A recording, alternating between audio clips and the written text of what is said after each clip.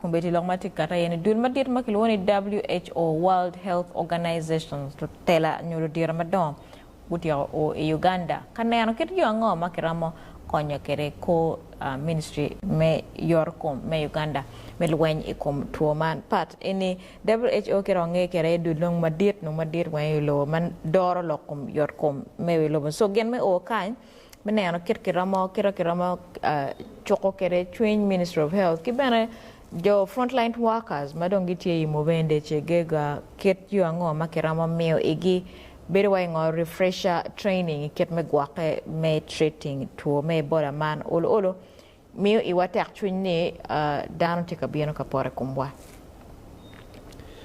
Genma wo bedo ka wachne e kar weng ni tuwe bola pero bedo lweny pa loba chien Owek neno lobo mapat paro bino iga du chao neno kit magen ki chwala kwede experts mi bino do dero madam mi bino ka neno ki mi konyo kwede lokom tuoni kumbeti waneno ni World Health Organization o chwalo experts ma megi madam mi achiel bino ka meto fonye mati bod daktari mati ka managing conditions eguni kidong mi ario meto konyo kwed matut kid mitiako kwede pero eni mi ebola meno gin mabe ni konyo mi achiel tuo pe mete kidong mi ario gwak be saving lives ni joma kum gitie manyo kum gilet mati critical ill kiramo konyo kining mi ni better care be go chang ento fonye eno ni no gen gi work miyo ngech matut e daktari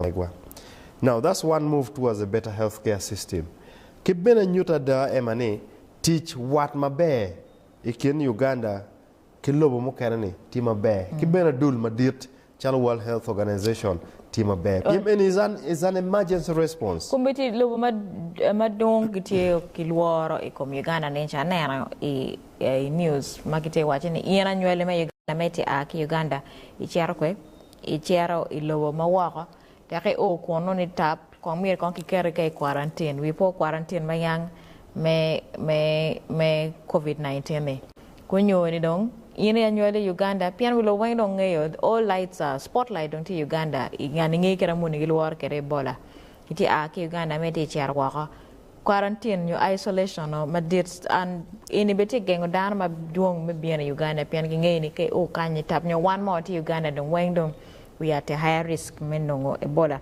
so kagi winyini orodun madama chal WHO gitie kan gitika binobe an giti charwa I frontline I movende kuja olo inera ne lwen tikalwenye gen ma kupera madit kumbetike nero I've just seen it here in the newspaper may know ni the business fraternity is suffering take a mona nero in one of the pages ngo matika wache yeni Paul Palobo mate waro mape Uganda ngemiyo gen makaloni travel advisory travel advisory ene ke mi wache ne iltika miro chere Uganda eto miringeni Uganda ko tiki tuo Ebola muni munyu lok loy gi moy ken teke dong travel advisory eno aki embassy ma meggi ma bene gi ngena da kan wati lo eni ka no per wachere embassy once the embassies have passed the travel advisor ni Ebola tie, it's a warning,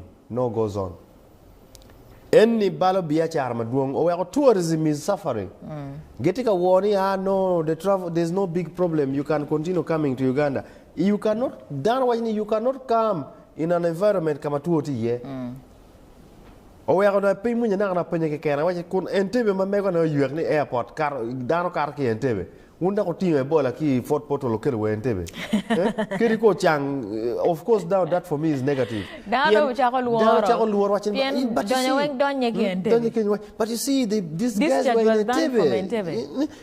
Dano pego niang kita ana niang pia ana tikanya na ngeyo. I follow these trends. Angeni gena ko mara teme ko mana angeni the infection they free actually enter on the fact ni Jomati international community how are they perceiving it watching but now you see these guys cases were at this point Roma ke karme covid I karme covid bedente no technology mo can pm tuo mi achel ke kondo ke Entebbe o ake kamo ake ye ake Dubai o ake Dubai o bilo Entebbe so at the end of the day watching Paka COVID to a chair for some 3 months ago. Now, those are logical reasoning. Which down reasoning papa the Emma. You know what? I have a team again. Come on. And travel advisory embassies, my part paromio, is affecting us in terms of business, is affecting the economy in terms of entry. Jomatika dugang go dugang. Jomatika bino timbia chargo beno. Ento jomatika bino mere any manager satika word mere samani. I think there is another thing that we should note. In the past, when you infections, new epidemic, me Ebola, napo when you news, wakon when you era pa when you lock me chang your recoveries. This time round, carrying Ebola tie, what you when you more recoveries part. In we po in 2012, my Ebola uporo kanyi recoveries ibirika when you ne. Anyway, about you in the past, pa munyo, kilo recoveries. Ke munyo ngare mono loyo.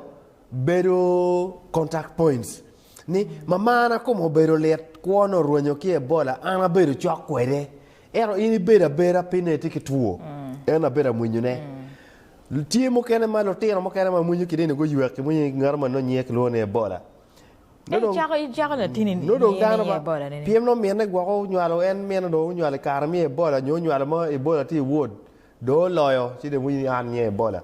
Now, and it's not a big concern. The big concern is while Kiromo rescuing Danami Aki to Erone, Tie Mokana Kongi Berokech Kwagi Rwenye. Don't call go chang, Nyopego chang. Efforts, my world health take a kilo any is a combated effort. All skills come together, all the good doctors come together. Me teach Naronekati or any. And we are hopeful, all these 15 doctors, Makom Gilead, the other 48 and the other contact points will see hope.